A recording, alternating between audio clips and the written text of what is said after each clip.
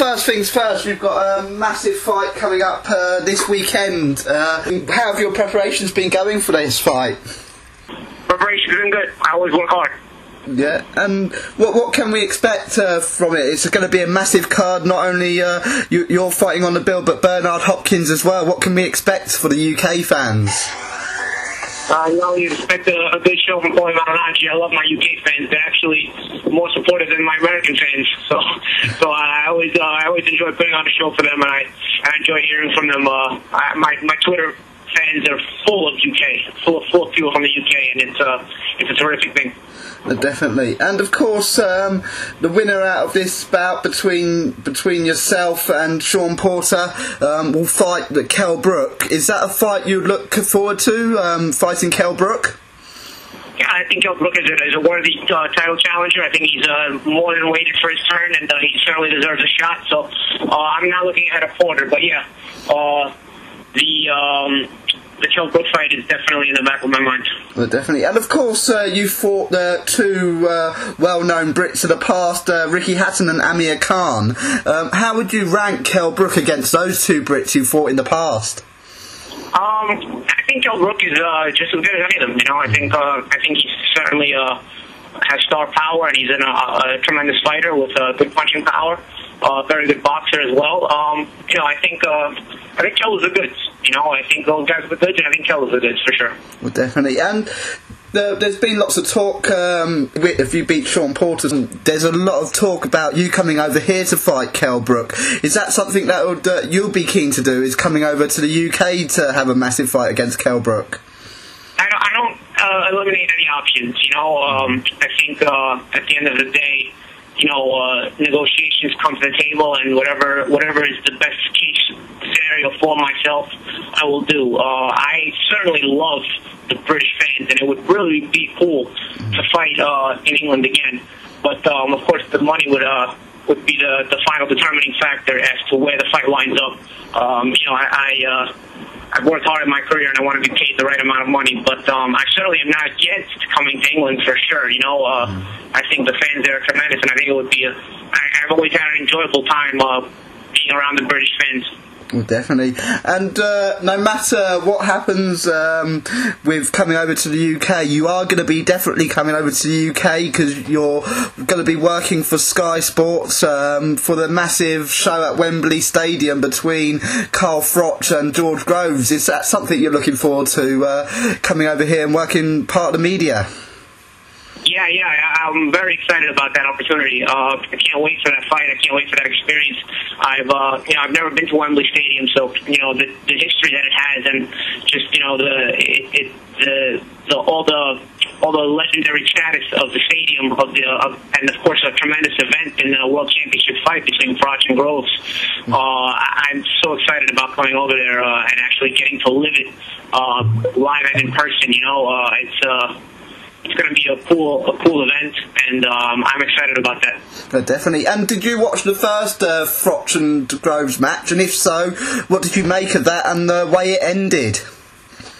I thought it was a bit controversial. I think it's a World Championship fight, and so in a World Championship fight, you always give the fighters the benefit of the doubt. You probably let fights go on a little bit more than you would if they were just 4-round fights or 6-round fights. This is the World Championship fights offer all the marbles, and so for that reason, you have to be a little bit more lenient if you're a referee in letting things go. Having said that, I thought it was an early stoppage just in general, but especially that it was a World Championship fight, I thought it was a very early stoppage. I would have loved to see how the fight ended because I thought Groves had done a tremendous job of handling Froch, but I thought Froch was certainly coming on, as is his style. I remember Froch doing the same thing in the Jermaine Taylor fight and knocking out Jermaine late in the fight, so I was curious to see if Carl could really overtake Groves late in that fight as the veteran that he is, and show him that the championship rounds are for champions and not rookies. But at the same time, I was also curious to see if Groves was the goods in those championship rounds like he had been the goods early in the fight. So I think the rematch is certainly merited. It's certainly deserved. Both fighters deserve to get back in the ring with each other, especially Groves, who deserves a shot at this again. And I think the fans deserve a chance to see a correct outcome, a determining outcome, an outcome where there's no controversy. And I think both fighters are going to be willing to put it all on the line on May 31st. Definitely. And mentioning that, who do you have someone that you think will win this fight? Who is your favourite to go on and claim the title on that night on May 31st? It's hard to pick, again, because there was so many question marks lingering when they stopped the first fight, I think George Groves proved that he can handle himself at a world-class level, but at the same time, Carl Froch was starting to be the champion that he is and starting to really bring the momentum to his side late in the fight. And I'm curious to see if he would have kept the momentum or if Groves would have took it back again. So there's so many lingering question marks that really I think anything could happen in the second fight. And I hope the second fight is just as satisfying as the first, but with a much more satisfying ending.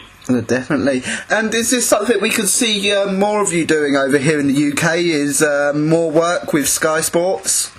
I hope so. The Sky crew has been tremendous. They've been great to me.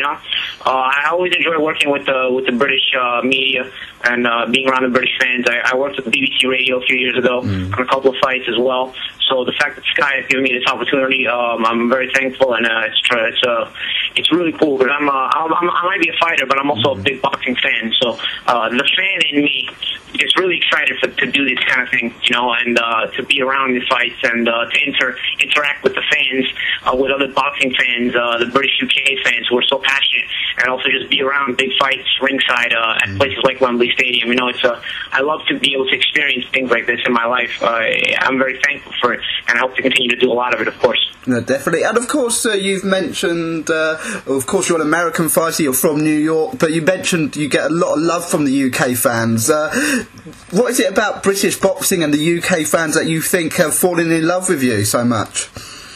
Well, I think one of the things is the fact that I fought two of the British stars in Ricky Hatton and Amir Khan. So I think that's certainly a big reason. I've become a familiar face to the British fans because of that. But also, I think British fans, they like characters. They like guys who are a bit outgoing. They have more personality. I think British fans get a kick out of that. They enjoy watching that. And sometimes not always in positive ways, but they enjoy just people that bring out a curiosity in them, and I think I have that personality where I make people curious, you never know what I'm going to say, you never know what I'm going to do, Guys like Paul Gascoigne, the footballer, was a star in England, not just because he was a great footballer, but also because, he had a pretty wild, outgoing personality, so I think of things like this, Nassim Ahmed as a fighter, very outgoing, as well as a great fighter, so I think of situations like that, and I started to think maybe the British fans really take to me because I am that kind of athlete. I have that kind of personality where I'm good at what I do, but I also I'm a bit different with my personality. I'm a bit more outgoing than the normal person, and so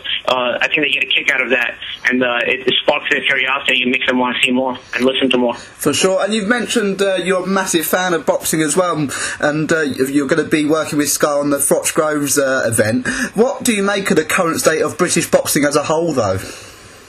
I think it's very good. I don't think it's bad at all. I think there's some young stars coming up like Kip Galahad. I think he's a very good fighter. Scott Quigg also coming up, who's doing very good. Carl Frampton. I think British boxing, considering the UK is not as big as the United States. I think you guys have a lot of good fighters. And then obviously the main fighters that everybody knows about, like Kell Brook, Carl Froch, George Groves, Amir Khan. Those guys you can't forget, obviously. But also, even the guys coming up behind them, starting to make a name for themselves. I think it's very positive. It's on an upbeat note.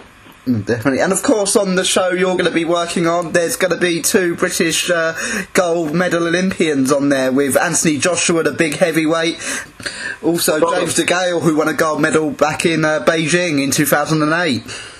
Oh, yeah, exactly. You have a couple of prospects like that. Actually, DeGale is starting to put himself into contender status now.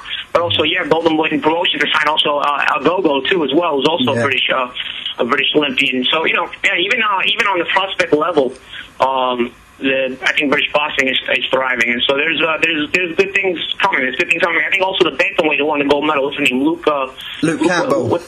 Luke Campbell, he's a very talented fighter as well. So there's there's fighters on all levels showing some promise in the UK. No, definitely. And of course, a big card, as mentioned, that you're fighting on this coming Saturday against Shawn Porter, and also Bernard Hopkins available. But the start of May, there's also a massive card in Las Vegas.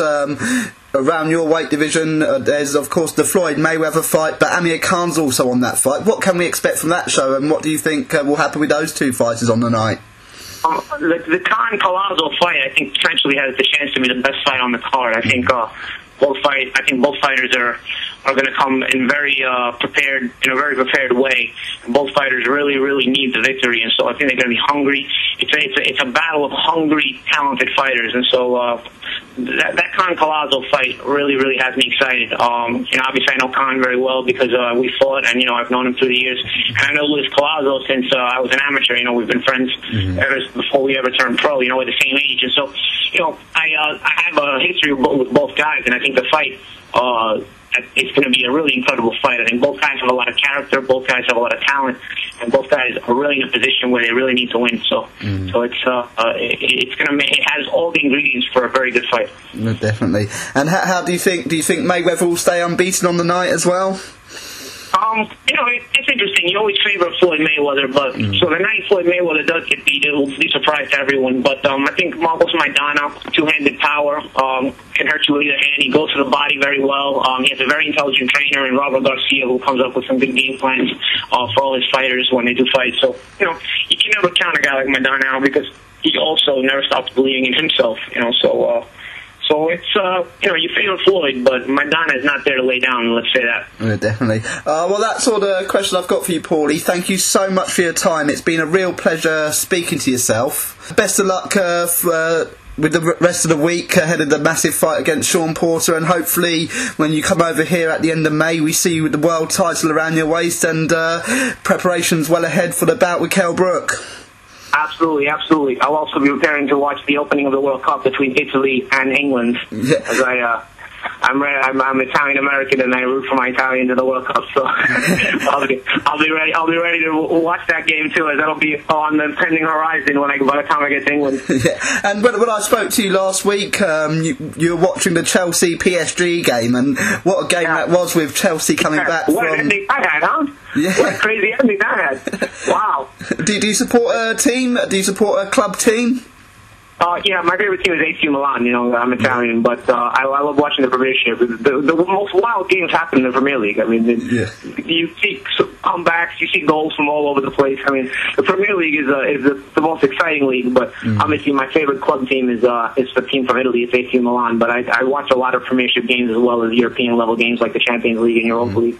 No, definitely. Well, hopefully when you're over here for the Carl Froch George Groves bout, we could talk a bit more football.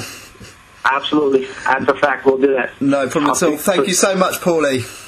All right, cheers, mate. Take care. Later.